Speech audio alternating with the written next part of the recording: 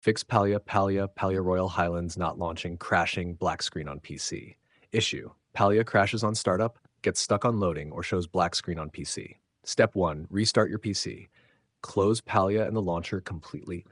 Restart your computer properly. Launch the game again after reboot. Step 2. Verify game files. Open Steam or Palia Launcher. Find Palia in your library. Use Verify Integrity of Game Files option. Step 3. Run the game as administrator. Right-click the Palia exe file, select Run as administrator, allow all Windows permission requests. Step 4. Update graphics drivers. Open NVIDIA, AMD, or Intel software. Install the latest GPU drivers. Restart your PC after updating. Step 5. Disable overlays and background apps. Turn off Discord overlay and Xbox Game Bar. Close MSI Afterburner or recording apps and unnecessary tasks in Task Manager. Step 6. Delete corrupted config files. Open the Palia config/save folder. Remove damaged settings files carefully. Relaunch the game to create fresh files.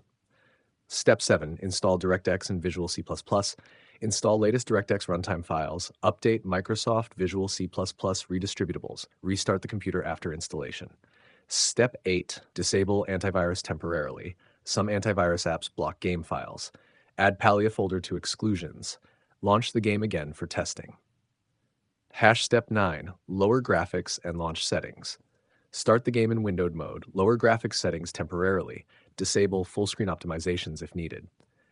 Step 10. Reinstall Palia. Uninstall the game completely. Delete leftover cache and config folders. Install a fresh updated version again.